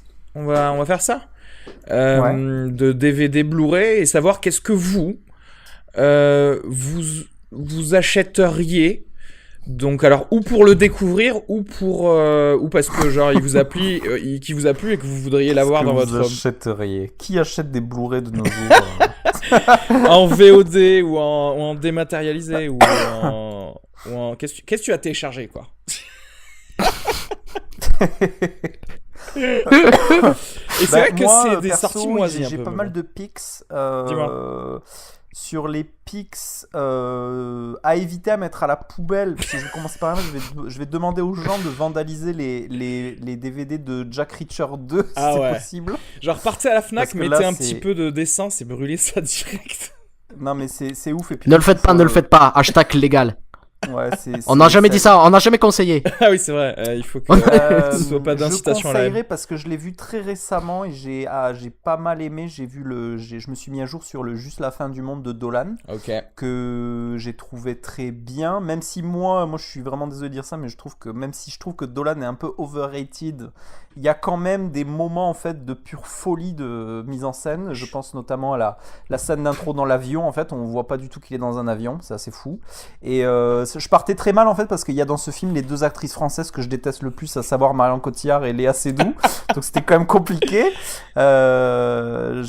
J'ai adoré Vincent Cassel en fait, et voilà, donc j'ai passé un bon moment. Donc épisode 29 de Juste la fin du monde, si vous voulez écouter Alice, Arnaud et moi en parler. Je crois que c'était ça, hein, c'était ça l'équipe. Ouais, c'est ça. Okay. Et comme je l'ai déjà dit, je pense pas du tout qu'il est overrated, Xavier Dolan. Moi, le Dolan freak, c'est. Je conseille. Qu'est-ce qu'il y avait? Ah oui, il y a pas mal de Blu-ray pour des soirées légères. Il y a pas mal de Blu-ray pour des soirées ice cream, non? Qu'est-ce que t'en penses, Areski? Oui, et probablement moi mon pic en fait de ça, c'est probablement un truc ice cream buddies burger, parce qu'en fait j'avoue que le seul où je mettrais de l'argent pour l'avoir, ce serait la Maison des Ténèbres, quoi, parce que j'ai pas trop envie d'avoir les autres. Donc voilà, qui sort donc il est sorti depuis le 15 février. Mais moi c'est un film de semi-horror thriller que j'ai beaucoup aimé. Et clairement... Attends, t'es en train de parler de Don't Breathe là? Ouais, Don't Breathe, ouais. Ah, ok, d'accord. Et moi, c'est un film, clairement, qui serait proposé dans une soirée film, tu vois, et que je reverrai. Qui passe très bien dans une petite soirée horreur légère du samedi soir. Exactement. Ouais, mais après, c'est-à-dire que je sais que Doug va nous sortir Mademoiselle, parce que je crois qu'il sort en mars. Mais la question c'est, est-ce que je veux l'avoir? Tu vois, parce que je vois qu'il y a même Tu ne tueras point. Que genre je voudrais voir, mais est-ce que je veux la voir? Je sais pas. Tu vois ce que vous voyez la diff? Bah du coup, si tu lances une petite soirée 50 Shades of Grey, que tu veux continuer avec un vrai bon film SM, bah du coup ça peut en fait être pas mal, hein, franchement. Quoi, tu parles de quel film? Quoi, de Tu ne tueras point? Mademoiselle. Ah oui, d'accord. Mademoiselle. Oui, Mademoiselle. Oui, forcément. Ça peut être vraiment pas mal. Et après du coup, donc t'as la petite soirée horreur. La petite soirée Mademoiselle, je sais pas, mais il y a la petite soirée... Mademoiselle. Il y a la petite soirée Bridget Jones 3 aussi, parce que même moi, franchement... Franchement, je suis vraiment désolé de dire que pour un mini blockbuster comédie romantique numéro 3, il s'en sort très bien. Et je suis vraiment désolé de le dire.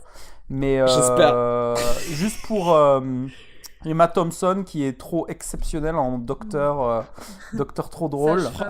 Franchement, je veux bien lui donner un miam à ce film, rien que pour Emma Thompson. Mais genre le reste, c'est tellement fait comme un film des années 80 par quelqu'un qui force tous les traits. C'était difficile le Et oui, mais moi, si tu veux, le problème, Jones. c'est que maintenant, je suis un homme marié, donc je suis obligé de concilier dans mon quota des comédies romantiques du dimanche soir. Et si des gens sont dans ce cas-là aussi, c'est un easy pick pour une soirée compromis. Pour passer à mi-regarder le film, mi-être sur Facebook. Exactement. Camille, tu nous disais Ma vie de courgette, oui c'est vrai, c'est ça. que Non, mais ça je l'ai pas t'intéresse, vu, quoi. j'aimerais bien le voir. Tu l'as pas encore vu. Pour l'instant, j'en ai vu aucun, mais j'aimerais beaucoup voir Ma vie de courgette. D'accord. Parce que j'habite en Belgique, en Flandre, et en fait, là-bas, malheureusement, les films sortent, les sous-titres, c'est que en flamand. C'est vrai? Non, tout est en flamand, les dessins animés sont jamais en langue originale. Du coup, D'accord. quand je suis allée acheter ma place, c'était en flamand et sans sous-titres français. Du coup, je l'ai pas pu le voir. D'accord. J'aimerais bien voir Brice. C'est parce Denis, qu'elle comprend le flamand, mais la langue est tellement horrible à entendre que c'est difficile à supporter un film entier, quoi. D'accord. Sinon, j'ai bien aimé Le Teckel de Todd Solondz. Ah oui, qui sort aussi, Le- tout à fait. Ouais. Ouais. Bah, Todd Solondz, c'est un mec qui fait des films très particuliers. Et Le Teckel, ouais, c'est pas son meilleur, j'ai trouvé, mais juste pour le travelling sur le caca du Teckel, à un moment, c'est un film à voir. Je sais pas si vous vous souvenez, avec une musique grandiloquente. Il y a un Teckel qui a la diarrhée, il y a un Ouais. très long travelling sur la diarrhée du chien. Avec une musique classique, symphonique, magnifique. C'est ça. Je l'ai pas vu ce film, ça parle de quoi? Je sais qu'il était. Bah, c'est un Teckel qui va on suit plusieurs personnages qui s'occupent du Teckel. D'accord. Des personnages qui n'ont rien à voir les uns avec les autres. Et puis il y a des acteurs vraiment des acteurs très particuliers, genre Danny DeVito. Qu'est-ce qu'il y a d'autre? Greta Gerwig. Greta Gerwig, enfin tous ces acteurs très, très originaux. D'accord, genre on suit des foyers différents en fait par le Teckel, c'est ça? Voilà. Ok. c'est ça. Ok, ça a l'air. Généralement plutôt petit bourgeois, Ouais, et voilà. c'est une satire. Ça a l'air sympa ça. Ouais, faudrait que je vois ça. Et du coup, rien d'autre? Ou un film à jeter peut-être, Camille, comme Jean-Yves avec Jack Reacher 2. Mal de pierre. Mal de pierre? J'ai pas aimé. Il était pas bien? Ouais. Ça m'a énervé. Qu'est-ce qui t'a énervé dans ce film? Tout. Je trouve ça consensuel et propre et lisse. Pas assez de C'est très, travelling c'est sur très du très caca, beau de du faire coup. un. Ouais, c'est ça. C'est très beau de faire un portrait sur une femme. J'adore regarder des films avec des femmes dans le rôle principal. Je pense parce que je suis une fille et puis je trouve que Marion Cotillard est une super actrice, hein, d'ailleurs, mais elle est super belle, mais ça m'a. Est-ce que c'est elle? Est-ce que Non, c'est ça m'a Nicole énervé. Garcia qui fait aussi le film qui va sortir avec Kassovitz et Je sais pas. Florence Foresti, ou est-ce qu'elle ne fait qu'y jouer? Je crois que c'est. Ah, elle non, joue non. dedans. Elle joue dedans, Elle mais elle l'a le pas réalise réalisé. Elle le réalise pas? Ok. Non, c'est pour savoir Elle si. joue dedans. Je sais plus qui a réalisé ce film. Parce mais- que j'ai l'impression que Nicole Garcia, ces derniers temps, tu vois ce que je veux dire? C'est pas si bien que ça, quoi, regardez. Mais j'ai jamais beaucoup aimé ses films, en fait, en tant que réalisatrice, hein, Nicole Garcia. Je trouve que c'est une bonne actrice, par contre. Elle est plus Ouais. intéressante. Je me souviens d'un balcon sur la mer qui était pas mauvais. Genre le gars le plus haut compliment qu'il puisse donner, tu sais, c'était pas mauvais. C'était pas mauvais. Mais après les autres, c'est genre, ouf, putain. Mais alors, ce qui est marrant, c'est justement, il y a un comparatif, c'est elle a adapté un bouquin d'Emmanuel Carrère qui s'appelle L'Adversaire. Ah ouais. Ah, mais ça me dit quelque chose. Et en ça. fait, il y a deux adaptations de ce livre. L'officielle par Nicole Garcia, il y en a une officieuse qui raconte la même histoire par Laurent Cantet. Et en fait, la version de Cantet est vraiment meilleure, quoi. C'est sur ce gars qui a tué sa famille, là, non? C'est ça? Ouais, C'est sur un faux médecin, un faux en fait, qui a médecin. fait croire à son Ouais. entourage Ouais. qu'il était médecin, et au moment où il est sur le incroyable. point d'être découvert, il Ouais. a tué toute sa famille. Attends, Ouais, ouais, c'est un truc du de coup, malade. comment il s'appelle le film de Carré sur ça? De Cantet, De Cantet, pardon. de Laurent Cantet, c'est l'emploi du temps. D'accord. Genre, je fais un petit quick research parce que moi j'ai Google, j'ai pas besoin de passer des coups de fil. C'est hallucinant l'histoire de ce gars qui, moi je me rappelle très bien voir un doc sur ce gars qui en fait apprenait des cours de médecine sur des aires d'autoroute, tu sais, il apprenait des trucs Ouais. par cœur de médecine. Euh, Et il ressortait ça en repas de famille, il s'était enfermé dans un mensonge sur des années, c'est genre je sais pas combien d'années il s'est enfermé là-dedans. Ah, mais des 20 ans, C'est 25 20 ans, ans, ouais. je sais pas, un truc. C'est c'est la folie, quoi. c'est genre le catch me if you can du pauvre, quoi, tu sais, parce que en fait il ne faisait croire ça qu'à sa famille alors que l'autre il a passé le barreau tellement il était. T'as vu des films au ciné cette semaine, Areski, depuis Logan ou pas? Absolument pas. Écoute, je suis reparti voir Logan une troisième fois. Non, je rigole. Non, effectivement, Et toi, Arnaud, pas de t'es ciné, mais parti il va voir des vraiment falloir que j'aille voir Split, d'ailleurs. Ouais, Ah ouais. moi j'ai. Allez voir Grave, le premier film de Comment elle s'appelle? Julia Ducournau. Julia Ducournau. Ouais, ça sort le 8. Ah, mais c'était hier le 8. Non, ça sort la semaine prochaine. Le Ah, 15, parce que moi je crois. j'habite en Belgique et il est déjà sorti, pardon. D'accord, ok. Putain, d'où ça Ouais. sort Je en crois qu'on va en Belgique, faire non on va en faire un épisode d'ailleurs. Ouais. Devriez. Mais attends, je comprends pas. Camille, t'es en train de me dire que c'est une réalisatrice française? Le film sort d'abord en Belgique? Qu'est-ce qui se passe? Bah ouais, je pense que le film a été tourné intégralement à Liège, ça doit être pour ça. Ah, Je sais pas. d'accord. Puis il y a une coproduction belge aussi, alors ça doit être... D'accord. Ils se sont fait Ouais. leur petite un petit schmilblick, astuce. ouais. Du coup, ouais, non, moi j'ai pas vu spécialement de nouveaux films au ciné. Vous, quelque chose à dire? Un petit big up grave j'ai du vu coup pour Camille. Qu'est-ce que t'as aimé dans un film d'horreur au cinéma?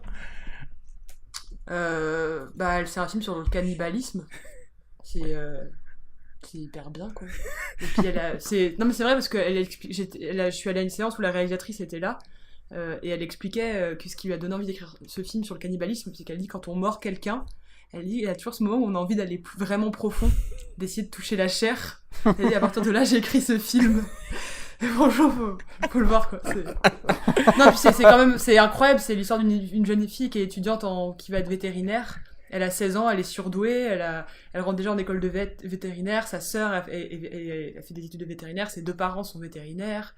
Et elle se retrouve dans cette espèce de bâtiment, une architecture des années 70, très flippant au milieu de nulle part. Et là, après c'est incroyable. D'accord. Mais ceci dit, un film interdit, il est bien interdit au moins de 18 ans, non? 16 ans, je crois. 16 ans. Ah, Ouais. c'est que 16, quel dommage. C'est dommage, moi je m'attendais à revoir un Martyr, tu sais, parce que Martyr il était interdit au moins de 18 ans, il me semble. Ouais. Ouais. C'était Ah X. ouais? Ouais. Je me souviens que c'était Ouais, c'était assez X, je me spécial. rappelle, Ouais. D'accord. C'est quand même gore, on est d'accord, on va pas s'emmerder. Ouais. Bah, on peut aller. Moi, j'irai samedi, ça. Bah ouais, J'aime bien carrément. des trucs bien dégueulasses. Ouais, mais Ça a l'air c'est cool. tellement rare au ciné en plus, donc ça vaut le coup. Et Duck, un film que t'as vu récemment au ciné ou pas? Ouais, ben un film pas mal que j'ai vu, c'est 20th Century Woman. Ah, tu l'as vu, de finalement? Mike Mills. Ouais, je l'ai vu. Qui est bon, je pense pas que c'est un film qui me restera jusqu'à la fin de l'année, quoi, mais c'est assez intéressant. C'est l'histoire d'un adolescent qui est à la fin des années 70 qui est élevé par des femmes, c'est-à-dire sa mère, leur colocatrice et une adolescente un peu plus âgée que lui dont il est amoureux, et c'est sur ça, et ça parle vraiment de la fin des années 70. Du début du mouvement punk, tu vois, de comment on est passé du hippie au punk, la mère qui est un peu dépassée par tout ce qui se passe, et comment ce gamin grandit dans cet environnement-là. C'est très bien joué. Ouais. Est-ce que Annette Bening mérite sa nomination aux Oscars ou pas? Elle était nommée aux Oscars? Ouais, il me semble, hein, non? Il me semble, non? Je sais pas, peut-être. Hein. Je crois, ouais. Contre Emma Stone et tout ça, hein, enfin voilà. Tout ça, ouais. D'ailleurs, attends, enfin, d'ailleurs oui. c'est Emma Stone. Amy Adams. C'est Emma Stone qui a gagné, on a oublié de le dire, mais enfin, tu vois, autant j'ai beaucoup aimé La La Land, autant jamais je donnerai un Oscar à Emma Stone pour ce film, quoi. Enfin, ça me semble bizarre, quoi. Elle fait... Oui, après on en revient à la discussion de la dernière fois, mais qui mérite son Oscar, quoi, j'ai envie de dire. Casey Affleck, il mérite trop. Ouais, mais tu vois ce que je veux dire, c'est toujours subjectif. C'est ou qui ne le mérite pas. Enfin, c'est très difficile. Emma Stone. Et tu sais, c'est trop marrant parce qu'il y avait Amy Adams qui était nommée aussi Ah ouais. pour. Et en fait, c'est trop marrant parce que j'ai écouté un podcast où il y a justement, pour en revenir à ce côté de Robert Redford qui joue trop bien le gars au téléphone. Et effectivement, Amy Adams, elle joue vachement bien la meuf qui lit un livre dans Nocturnal Animals. Ouais. Mais d'ailleurs- en fait, il y a le journaliste anglais il croise Amy Adams. Il veut la complimenter sur ça et il y a un quiproquo parce qu'elle croit qu'il la prend pour une conne en fait. Il lui dit ah vous jouez vachement bien la meuf qui lit, et elle dit pourquoi, parce que j'ai l'air conne en fait. Et du coup le gars il s'embrouille, il dit mais non mais c'est parce que vous lisez bien, et du coup elle se barre, il est dégoûté le mec. Mais d'ailleurs, en plus, elle a été nommée pour Arrival et pas pour Pour les deux, Nocturnal je crois. Animal. Non pour les En deux. même je temps, elle crois, fait pas grand chose dans Nocturnal Attends, Animals. tu peux pas être nommé pour 2 films, sinon Tu t'as crois 2 pas places, t'as 2 fois plus de chance, ce serait trop bien. Mais non, mais moi ce que j'avais entendu, alors à confirmer, mais c'est qu'elle était nommée dans 2 films et du coup ça séparait ses votes en 2. J'ai compris. Je suis un truc même dans pas ce sûr style. qu'elle ait été nommée une fois en fait. Ok, peut-être. Alors je me trompe. Attends 2 secondes. Faut que je Amy revoie. Adams, on va y aller tout de suite, hein, Yes, yes. puisqu'on est dans la fameuse ère Google. Non, mais je suis à peu près sûr que c'était pour Arrival, ce qui me semble bizarre. Parce que c'était mieux. Ok, elle est nommée pour ni l'un ni l'autre. Quoi ? Ah ok, donc rien à voir. Mais je comprends pas alors. Rien à voir. Elle est nommée pour. Elle était pas nommée donc, c'est ça que t'es en train de me dire, t'es sûr ? Exactement. Alors c'était peut-être pour les... Du coup, peut-être qu'elle a été Ah, les nommée 2 Golden fois pour les Globes. Golden Globes. Ah, possible. Exact. C'était peut-être les Golden Globes. Non, une seule nomination aux Golden Globes pour Arrival. Pour Arrival, ok. D'accord. Mais attends, mais tu sais ce qui me fait me tromper, c'est la fameuse vidéo Hollywood Reporter où ils ont fait un table read, enfin pas un table read, un around the table ou je sais pas quoi avec des actrices. Et il me semble qu'il y avait Amy Adams avec Isabelle Huppert et des gens comme ça. Et d'ailleurs, je sais pas du tout si ce que j'ai dit est vrai et que Annette Bening était dedans. Ouais, d'ailleurs, non, en fait, Annette Bening n'est tout simplement pas du tout nommée, en fait. Ouais, effectivement. J'ai dit de la merde. Hashtag. Donc voilà, on est retrait. parti sur 5 minutes. Vous pouvez effacer de votre mémoire ces 5 minutes. Qui... Mais nous, on garde tout. Complètement useless. C'est comme ça qu'on sait qu'on s'est trompé et que c'est du vrai journalisme, tu vois. On va chercher sur nous, au Google. moins, on apprend de nos erreurs et on arrête le podcast tout de suite. Exactement. C'est terminé. C'est le C'est dernier terminé. épisode. Nous nous sommes trompés. Nous avons décidé de nous retirer de la vie podcastale. D'autres choses à rajouter de votre vie de tous les jours ? Quelque chose Acheter de la Juste, chocolatine moi j'ai vu Lion. J'ai vu Lion. Hein ? De façon anecdotique, du coup je suis assez content parce que je suis pas allé au cinéma le voir, mais j'ai eu une chance incroyable, c'est que c'est ma sœur qui m'a prêté une copie DVD presse en fait, ça c'est rigolo. C'est un truc trop marrant, c'est une pote à ma sœur qui a emménagé, qui habite aux États-Unis et qui a emménagé chez une meuf qui bossait à la Paramount. Et ce qu'il y a, c'est que cette meuf a jamais fait le changement d'adresse, du coup cette pote à ma sœur elle reçoit des copies presse Oh, chez mais elle c'est comme ça. trop bien. Bon bref, et du coup on s'est maté Lion, c'est une petite crème glacée en fait, super anecdotique. Et c'est assez marrant vu parce au film, que... c'est le film à Oscar, quoi. C'est le film qui Ah crie, ouais, je mais veux clairement. des Oscars, quoi. Clairement, et alors c'est marrant parce que le film clairement a une esthétique de pub pour iPhone et de pub pour parfum, tu vois. Et soit dit en passant, c'est une pub géante pour Google Earth. Ouais, aussi, et en fait ce qui est fou c'est que c'est une histoire qui est extraordinaire puisque ça raconte un enfant indien qui se perd et littéralement de 5 ans et puis qui va finir adopté par une famille australienne et qui 25 ans après décide de repartir sur les traces de sa famille en Inde, tu vois. Donc c'est une histoire plutôt extraordinaire, mais en même temps c'est tellement fait de façon anecdotique et insipide que t'as oublié le film 1 heure après. Et du coup ce qui est marrant c'est la conclusion un peu cynique, c'est que pour jouer le gars indien qui a une trentaine d'années ou qui doit avoir 25 ans, ils ont pris un espèce de beau gosse, tu sais. Dev beau Patel. gosse. Tu te rends compte en fait à l'arrivée, tu sais le truc classique de on montre les vraies images et tu te rends compte que le gars est tout sauf un beau gosse dans la vraie vie et qu'ils ont été obligés de prendre un BG pour tu vois, assainir le côté pub. Est-ce qu'on peut en profiter pour parler de la bogossification de Dev Patel, qui est quand même passé du physique d'ado geek avec les oreilles décollées à une espèce de beau gosse. Ouais. Pour ceux Je sais pas quand ça s'est passé, mais Pour ceux qui suivent les posters de l'appart de Arnaud, il a retiré tous ses posters de Marion Cotillard, il a mis que des posters de Dev Patel. Nu, qui montre ses pecs et tout. D'ailleurs, il parle voilà. de Dev Patel pour l'adaptation live action de Aladdin. Donc, je sais pas Ah, c'est pourquoi. vrai, ils nous les font tous, les versions live des Disney. Il me tarde de voir Rox et Rookie, je me demande qui va jouer Rox. Alors moi je pose la question, est-ce que c'est pas du Indian washing, tu vois? Parce qu'ils vont prendre un Indien pour jouer un Persan pour Aladdin. Donc, Alors, donc, cela dit, dans le conte original Aladdin, il me semble que ça se passe en Chine. le conte original de qui? Eh ben, le mais conte des- c'est le- dans le là conte c'est des Mille et Disney Une qui fait comme Livre de Jungle, c'est-à-dire qu'ils vont rechanter les mêmes chansons, hein, je crois. Oui, mais donc eux, c'est clairement, ils devraient prendre un acteur irakien, en fait. Ouais, c'est ça, que tu exactement ce que je dis. Ou alors ne plus nous faire chier avec le whitewashing de Tilda Swinton sur Doctor Strange, tu vois. Mais voilà. Ouais, non, Lion, du coup, tu me donnes moyen envie de le voir, tu vois.